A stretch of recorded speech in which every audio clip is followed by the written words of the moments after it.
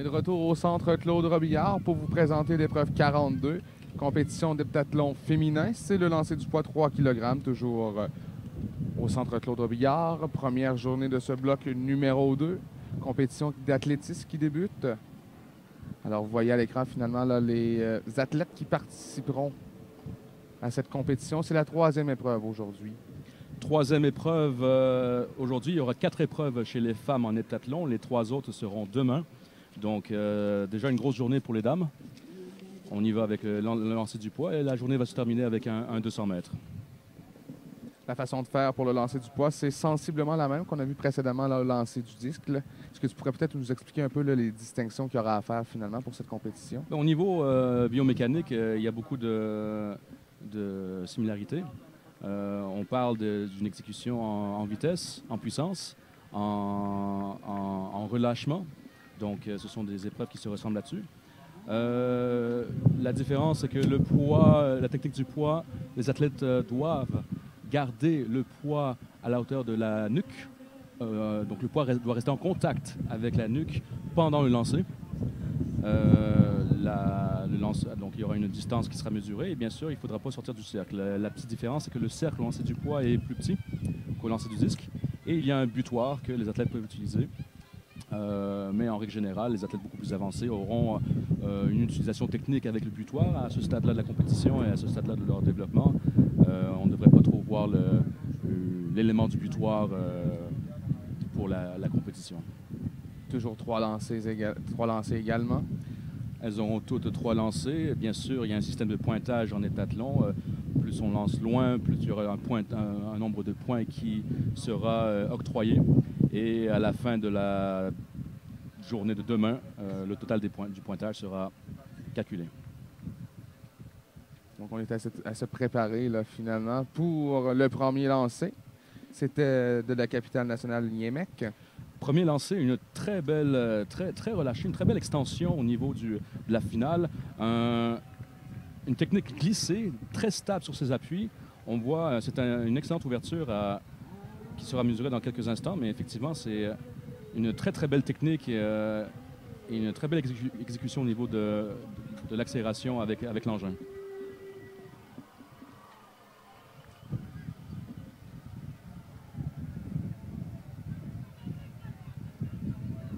Alors, du centre du Québec, Camille Lafrenière maintenant.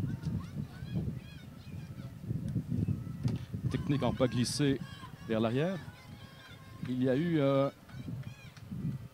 l'angle du lancer était un petit peu trop bas. On va revoir la reprise. On aurait pu augmenter un petit peu plus l'angle du lancer.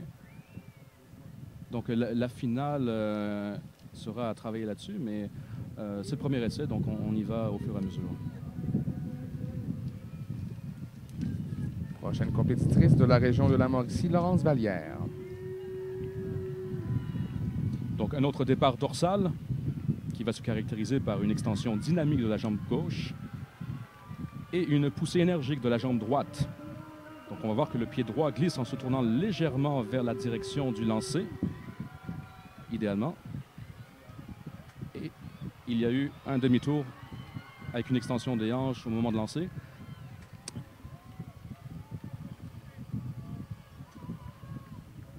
Alors, on voit qu'elle a sauté pendant son lancer, donc elle a quitté ses appuis un petit peu trop tôt.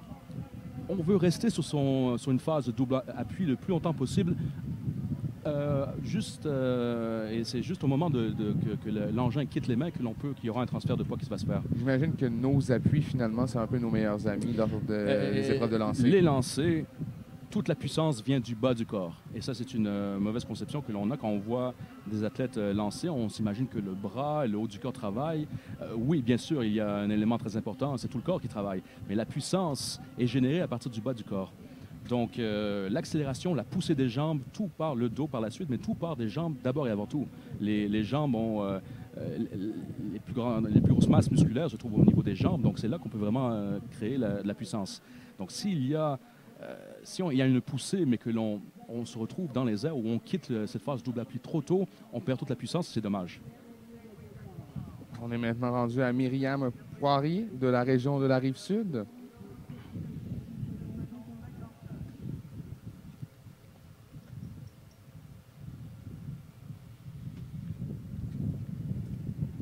c'était très court. Ben, il ne faut pas oublier que ces athlètes font plusieurs épreuves. Hein. Donc, c'est extrêmement difficile de pouvoir performer dans toutes les épreuves. Et elles font preuve d'énormément de polyvalence. Ce sont des athlètes complètes. Elles doivent être fortes, elles doivent être rapides, elles doivent être endurantes. Donc, c'est certain que certaines athlètes ont plus de prédispositions techniques ou athlétiques dans certaines épreuves, ce qui est normal. Mais la beauté des épreuves combinées, c'est qu'il y a toujours une marge de progression qui est énorme. Donc, ce sont des jeunes filles, hein, elles font de l'athlétisme depuis pas très longtemps. Donc ça, c'est la bonne nouvelle, c'est qu'il peut y avoir une énorme progression qui peut aller se faire. Puis j'imagine quand on fait un heptathlon comme celui-ci, peut-être qu'au fil du temps, on se trouve une discipline qu'on préfère plus qu'une autre.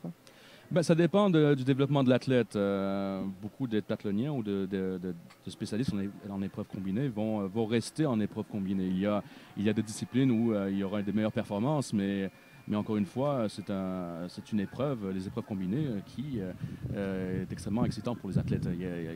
Elles sont toujours sur le terrain, il y a énormément de choses à faire à l'entraînement, de travail technique. Donc, et ça, quand on est athlète, de pouvoir savoir qu'il y a une marge de progression qui est très élevée, c'est fantastique.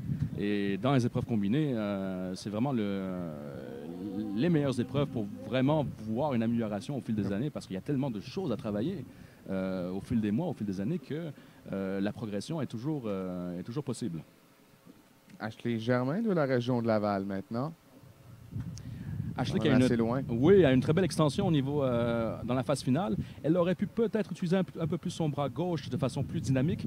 On regarde le coude gauche qui a fait preuve de retenue. Donc, s'il y avait eu un mouvement de torsion un peu plus accentué au niveau du haut du corps, avec un mouvement du coude gauche, il y aurait eu une frappe beaucoup plus grande. Mais c'est un bon lancer pareil.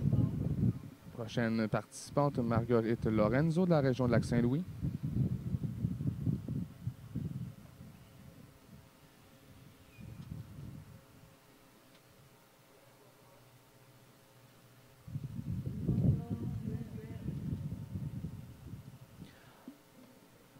Avant la ligne des 12 mètres.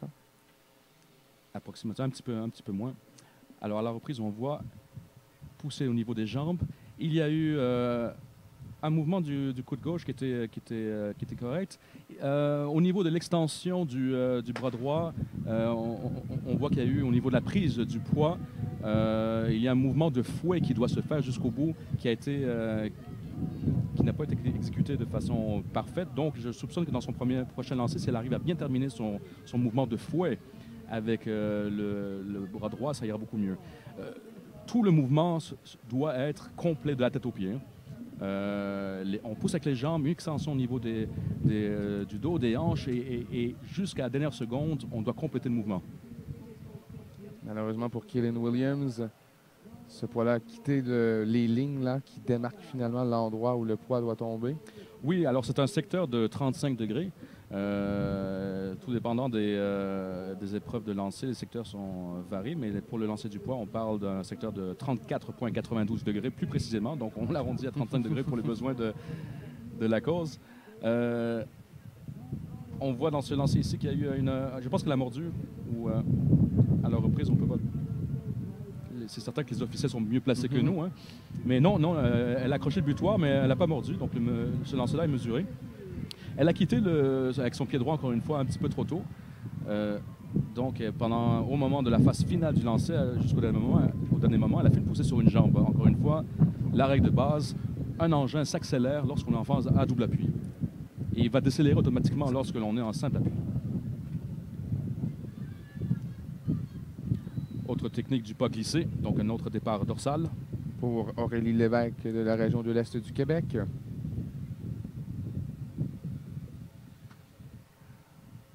Aurélie qui est très forte physiquement, on voit qu'elle a une très belle poussée au niveau des jambes. Alors elle a fait un déplacement, on voit qu'il y a eu un déplacement au niveau à reculant en marchant. Au fil des années, lorsqu'elle va se développer au niveau technique, elle va pouvoir faire cette extension dynamique de la jambe gauche et pousser une poussée énergique de la jambe droite pour se rendre jusqu'au butoir au lieu de marcher. Donc l'accélération, encore une fois, part des jambes et elle s'accélère. Bien sûr, le vent affecte tout le monde, incluant les commentateurs. Alors, excellent lancer de Juliette Nadeau de la région des Laurentides.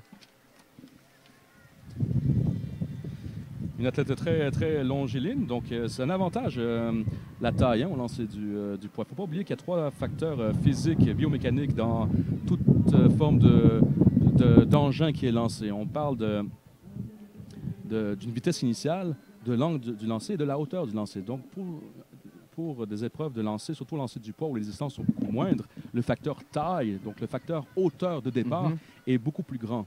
Okay? Donc les athlètes, d'ailleurs au niveau mondial, les meilleurs lanceurs, lanceuses de poids sont très grands physiquement. Ils sont très costauds, mais ils sont très grands physiquement aussi. C'est valable en règle générale pour les lancers en général, pour l'ensemble des épreuves de lancer, mais c'est certain que ce n'est pas nécessairement le plus costaud qui va lancer loin, mais celui qui arrive à donner un angle optimal, une vitesse initiale optimale et la hauteur qui malheureusement, génétiquement, on est limité avec la hauteur. On a ce qu'on a. Donc, c'est de servir finalement. C'est qu'on réussit à optimiser ces 3 qualités physiques-là. C'est là qu'on va devenir finalement le meilleur au monde. C'est vraiment au niveau du calcul physique d'une distance sur n'importe quelle formule de projectile. Ce sont les 3 facteurs que l'on regarde. Alors, avant-dernière athlète, Laurence Pinard de la région du Sud-Ouest vient d'effectuer son lancer.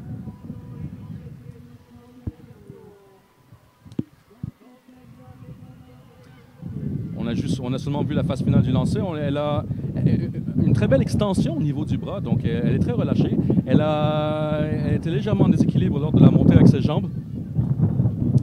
Mais si elle est un petit peu plus patiente au niveau de ses appuis, elle va pouvoir aller chercher une plus grande distance. Dernier tour de ses premiers essais avec Eugénie Lauzon de la région de la Rive-Sud. Demoiselle gauchère.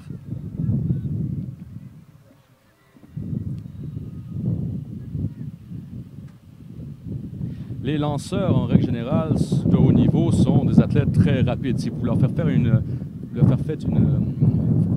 course de 30 mètres, par exemple, un sprint très court, ils vont pouvoir performer, et là je fais une comparaison au niveau mondial avec les autres athlètes, aussi bien que des sprinteurs de haut niveau. Ils sont très rapides. L'exécution du mouvement technique, de la vitesse du mouvement technique est très différente au poids, mais en termes de qualité athlétique, elles sont très rapides. Alors, deuxième tour maintenant de Niemek, de la capitale nationale. Extrêmement rapide. Elle est puissante. C'est dommage. Je pense que le poids a quitté le secteur, donc ce ne sera pas mesuré. Mais on voit qu'elle est une athlète très rapide. Extension de la jambe gauche. Elle va vers le butoir. Elle devrait... C'est vraiment à la fin qu'elle aurait pu faire une rotation des hanches un peu plus vers sa gauche pour compléter le mouvement. Donc, elle a lancé vers sa droite parce qu'il n'y a pas eu un mouvement de ses hanches qui a été complété, mais le potentiel est là. Camille Lafrenière s'est retirée rapidement. Oui. On sait, en tant que lanceur, on le sait immédiatement au moment de lâcher si on pense avoir fait un bon lancer ou pas. Hein.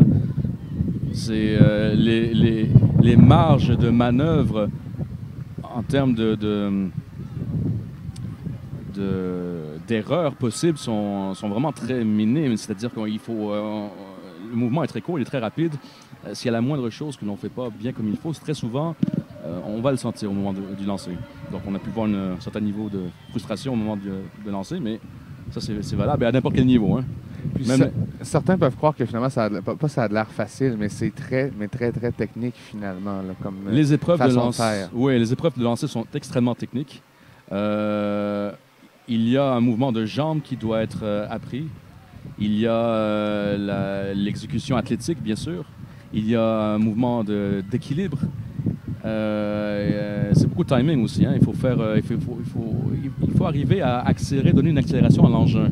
Donc même si l'athlète accélère, mais ne donne pas l'accélération à l'engin, on n'arrive pas à une distance optimale. Donc c'est vraiment, en règle générale, les lanceurs et leurs engins devraient être en diapason pour que la performance puisse se faire. Donc, ce n'est pas l'exécution athlétique seulement ou technique de l'athlète, mais ce qu'il en fait avec son engin. Okay. C'est un travail d'équipe. Mais l'engin ne le sait pas, lui. C'est comme un mariage. C'est un mariage où il y a un seul responsable. Donc, Thalie La Tendresse, maintenant de la région de Montréal. Mademoiselle La Tendresse qui fait un départ dorsal. Et c'est un petit peu dommage parce qu'elle aurait pu utiliser son pied gauche, ou sa jambe gauche plutôt, pour vraiment donner une accélération. Ce qu'elle n'a pas fait, mais encore une fois, avec le temps, ça va venir au niveau technique. Donc le départ dorsal, il est efficace si vraiment on peut utiliser le bas de son corps le plus possible. Mais avec le temps, au fil des mois et des années, ça va venir. Maintenant, représentante de la région de la Rive-Sud, Myriam Poirier pour son deuxième lancer.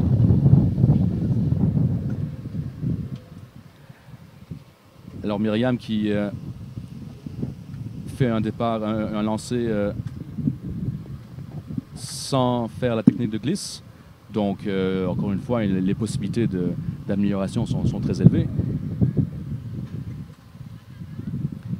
Elle a levé le pied avant de commencer son mouvement. Donc, déjà, il y a eu une erreur technique au tout début. Très souvent, encore une fois, c'est une règle générale dans les lancers, les erreurs techniques sont commises parce que le début du lancer au fond du cercle, tout dépendant de où est-ce que la tête se passe, s'il y a une erreur qui se passe au fond du cercle, il y aura une erreur possible à la fin. Donc, dans la très grande majorité du temps, les erreurs techniques peuvent être corrigées si le début du lancer dans le fond du filet, du cercle, sont corrigés. Donc, si on voit qu'il y a une erreur technique au tout début, très souvent, ça va s'accentuer pour la fin. Il faut bien commencer pour bien finir, idéalement.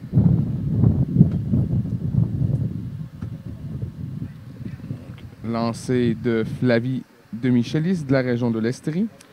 C'est un septième compétitrice. C'est un poids de 3 kg. Au niveau senior, on lance le poids à 4 kg. Donc là aussi, les athlètes, c'est quand même pas évident de lancer un poids de 3 kg. Quand on y pense bien, c'est pas juste tenir le poids, mais être capable de donner une accélération à l'engin que l'on lance. Donc il y a toujours une difficulté qui est plus grande lorsque l'on donne l'accélération.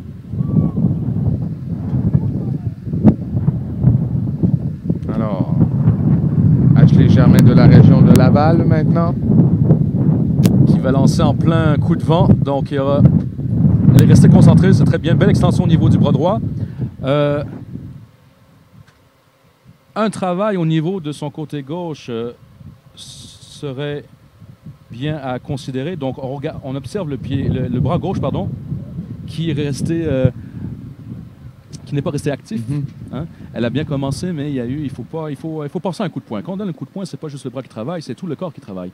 Et il y a une torsion qui se fait, et cette torsion-là est accentuée par le mouvement des deux bras. C'est pas juste le bras droit qui lance, c'est tout le corps qui lance. Et on voit ici un exemple où on voit que le coup de gauche était beaucoup plus dynamique au moment de la phase finale du lancer. Il y a comme eu un kick, pardonnez-moi l'expression, finalement, lorsqu'elle a fait sa rotation. Voilà. C'était Marguerite Lorenzo de Lac-Saint-Louis. Une autre compétitrice finalement de la région de Lac-Saint-Louis-Samène, c'est Kaylin Williams.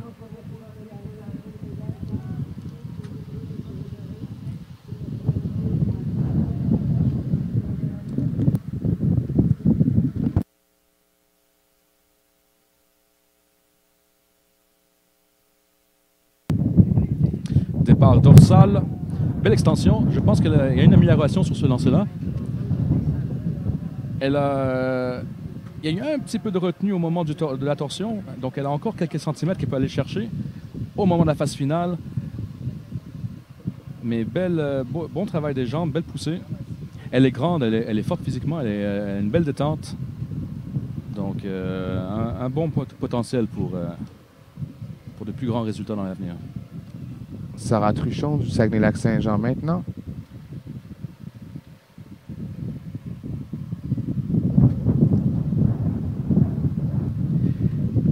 Alors, départ dorsal ici encore une fois. Il y a eu on observe la jambe gauche, il y a une extension dynamique qui s'est faite au sol, mais elle s'est relevée trop rapidement avec son centre de gravité. Donc, exécution rapide, mais il ne faut pas oublier qu'il faut pousser avec les jambes. Donc, si le centre de gravité se relève trop tôt, on perd de l'efficacité au moment du lancer parce qu'il n'y a pas eu une poussée qui est optimale.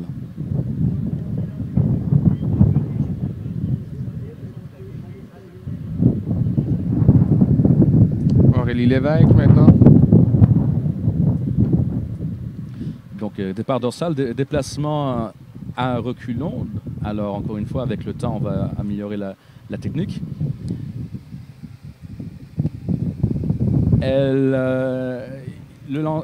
Au niveau des pectoraux, c'est important de garder toujours une direction pectorale vers l'aire de lancer. Donc, si on baisse les pectoraux vers le sol, cela va affecter le reste du lancer. Il faut vraiment ouvrir la cage thoracique et faire la poussée finale. Donc, au niveau de la position, c'est très important de garder le haut du corps en ouverture au moment du relâchement.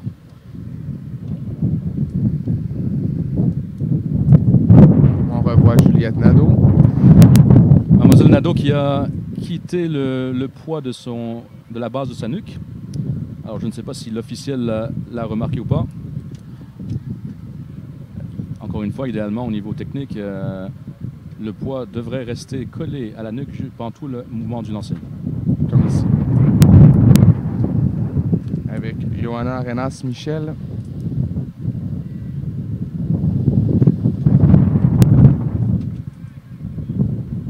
Encore une fois, au niveau de l'heptathlon, on veut aller chercher un pointage, aller chercher le maximum de points possible selon la performance des 7 différentes épreuves qu'elles vont devoir compléter. Donc, le classement au lancer du poids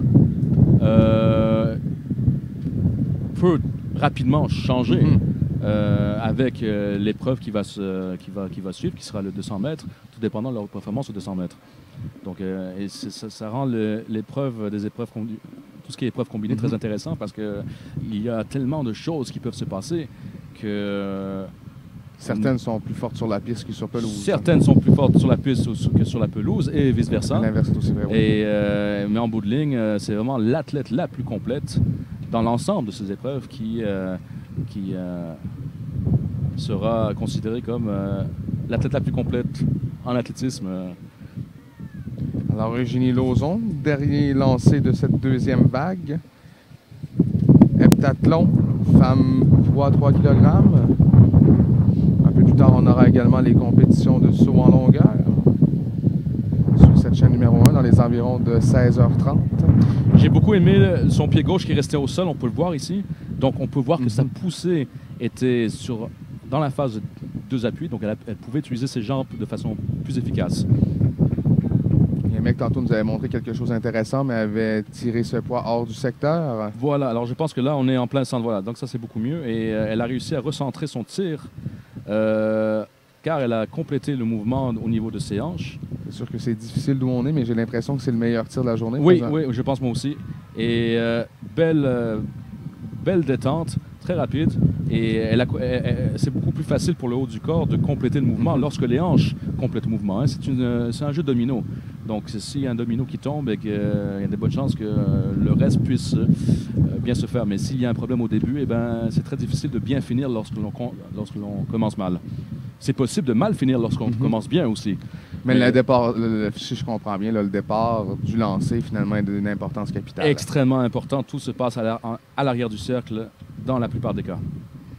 Alors, Camille Lafrenière, de la région du centre du Québec. Exécution très rapide au niveau de son haut du corps lors du lancer, ce qui est très bien. Encore une fois, là aussi, elle aurait pu garder une ouverture au niveau des pectoraux plus vers le haut. Elle a rapidement baissé les épaules vers sa gauche, donc... J'imagine que quand on baisse le haut du corps, on perd finalement de la hauteur. On perd de la hauteur, on perd de la puissance aussi parce que c'est le bras qui va essayer de compenser pour finir le tir. Donc, ça ne prend pas grand-chose. Hein. La moindre petite erreur peut avoir une énorme influence au niveau de la distance. Laurence Vallière, de la Mauricie. Elle est très concentrée. On voit qu'elle est très déterminée à aller chercher un résultat dans son 3e lancer le plus élevé possible.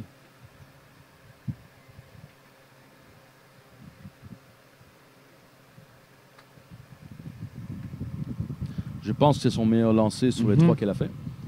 Et c'est ce qu'on veut chercher. On veut chercher le meilleur résultat pour aller chercher le maximum de points. Il ne faut pas oublier toujours l'optique de la compétition. C'est une épreuve combinée, on veut chercher des points. Puis j'imagine, c'est pas nécessairement d'être plus loin que la meilleure, mais c'est sûrement réussir à surpasser lancer après lancer. Le troisième, on espère probablement que ce soit toujours le meilleur. Et ça, c'est toujours l'objectif. Hein. On veut y aller de façon progressive. Chaque lancer compte et chaque lancer, on veut aller chercher un record personnel autant que possible. Ça, c'est dans le meilleur des mondes, c'est ce que l'on veut obtenir. Thalie Latendresse maintenant. Elle commence déjà avec son pied gauche levé. Donc, elle déjà est légèrement en déséquilibre en arrière parce qu'elle reste... on voit qu'il y a une hésitation avant même qu'elle fasse son mouvement. Elle saute avec son pied droit, donc ce n'est pas le mouvement de la jambe gauche qui lui permet de faire la détente, mais c'est la jambe droite qui fait tout le travail. Encore une fois, c'est les années de pratique. Les années pratiques, les possibilités de progression sont énormes, et ça, c'est vraiment c'est ce qui est d'excitant dans ces épreuves-là.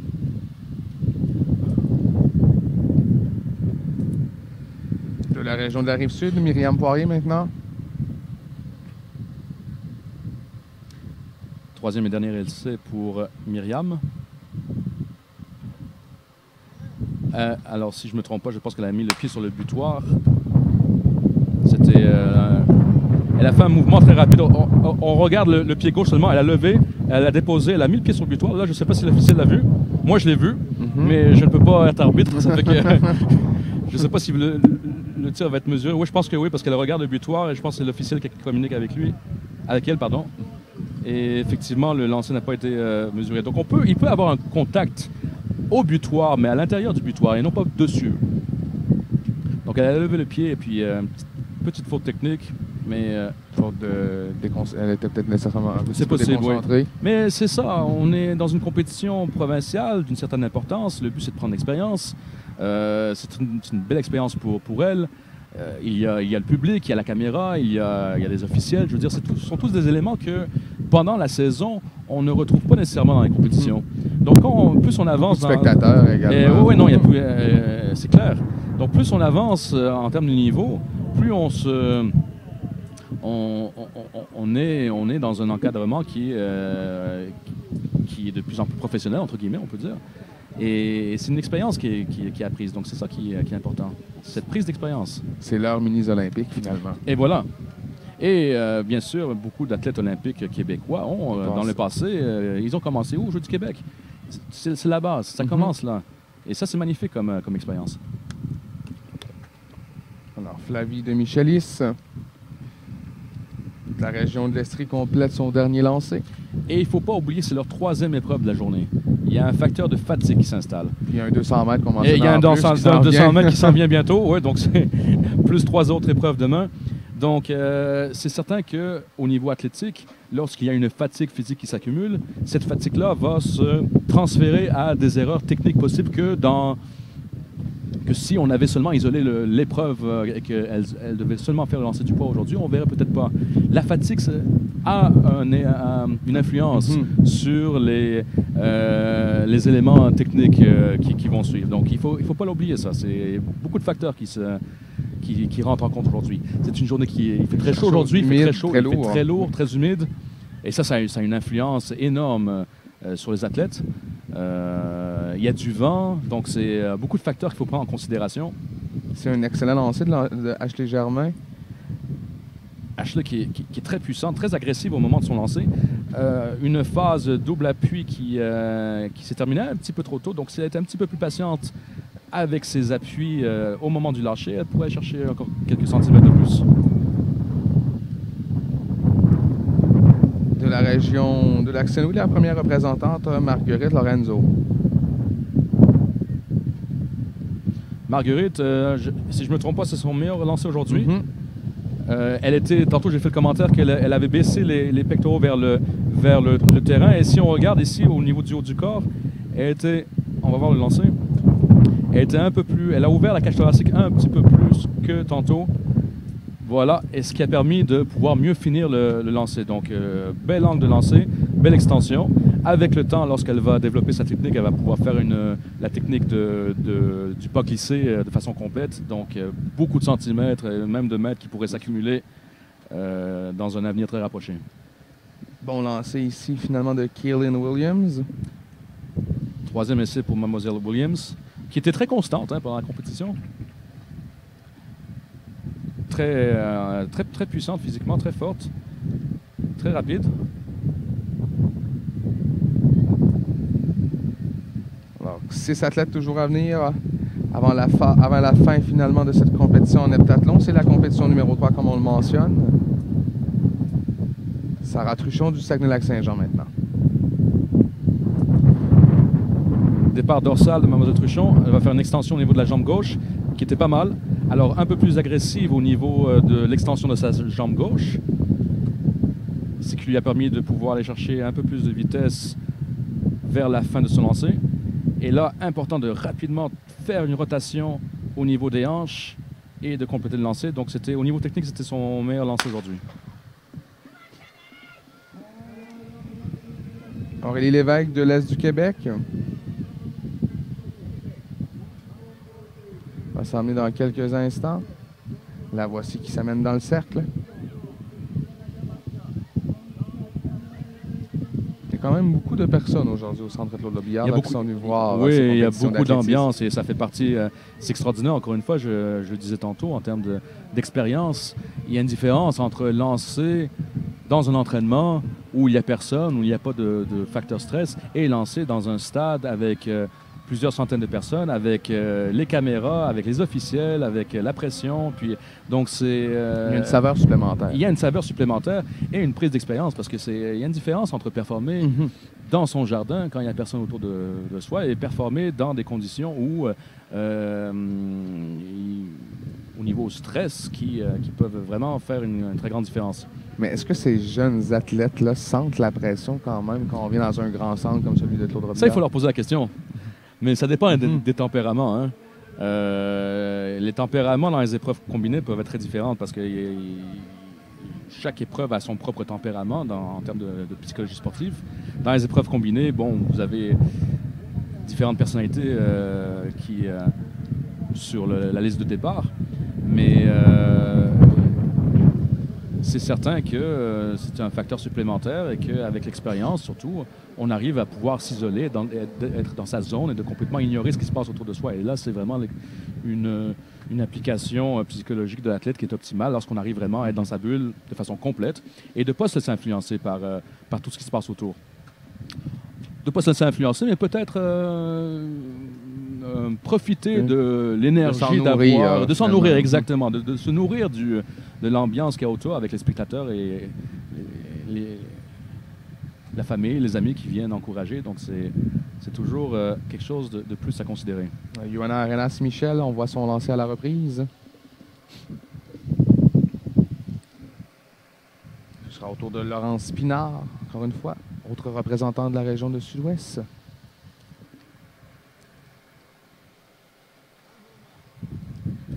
Très belle détente au niveau du lâcher final. Elle commence au centre du cercle.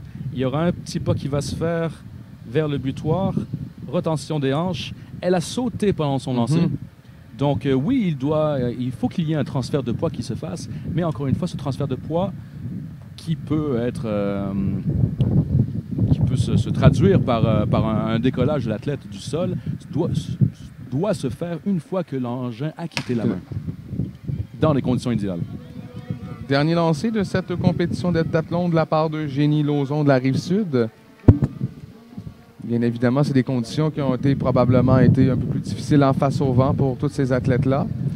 Troisième épreuve, on le mentionnait également, avec une chaleur qui est très accablante. C'est très lourd aujourd'hui. C'est très lourd et pour n'importe quel niveau, même pour les athlètes de niveau olympique et de très haut niveau, c'est une journée difficile en termes de performance.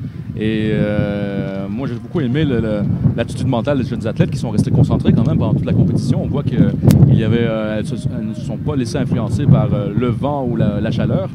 Et c'est clair que ce sera un bon échauffement pour le 200 mètres qui s'en vient tout à l'heure. Effectivement. Puis En plus, on a remarqué finalement là, que les athlètes ont corrigé leurs erreurs dans les 2-3 lancers suivants. On a vu tous les meilleurs tirs finalement dans cette dernière vague. Et ça c'est un signe excellent en termes de progression. C'est vraiment ça qu'on veut voir. Alors nous, on s'arrête quelques instants. On se retrouvera dans les environs de 16h30 pour la compétition de saut en longueur chez les cadets messieurs. C'est l'épreuve 63. C'est les rondes préliminaires. Les 12 premiers avanceront à la ronde suivante. Cet été, on partage sa passion du vélo grâce au concours de Desjardins. Rendez-vous sur vélodepassionné.com, construisez un vélo à votre image et courez la chance de gagner un vélo de Vinci. Ça, c'est être passionné de vélo.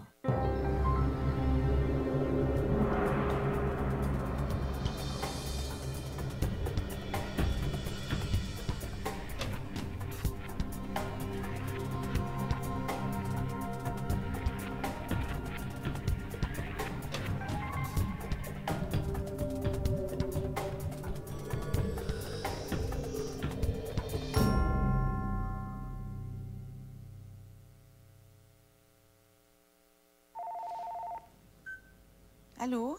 C'est qui? C'est un appel automatisé pour nous remercier d'avoir ouvert un compte chèque avec BMO. Ah! La machine a compris que j'avais dit automatisé. Puis là, il me dit qu'il s'appelle Jérémy. Jérémy? Oui. Je voulais juste savoir si vous aviez des questions. Ce que vous ressentez quand une banque est humaine, c'est l'effet BMO. BMO, ici pour vous. Je suis pas passé de plonger dans ma piscine au podium olympique sans effort acharné ni sans douleur et blessure. Les entraînements tôt le matin, le temps passé loin de la maison, tu dois garder ton esprit aussi fort que ton corps. Sois responsable de tes actions. Fais le travail que tes compétiteurs négligent. Tu ne donneras pas ta meilleure performance à chaque jour. Des fois, tu vas échouer et ça fait partie du jeu, en autant que tu t'améliores. Ne perds jamais de vue la ligne d'arrivée. Visualise-toi sur le podium. Ça prend ça pour devenir un Olympien.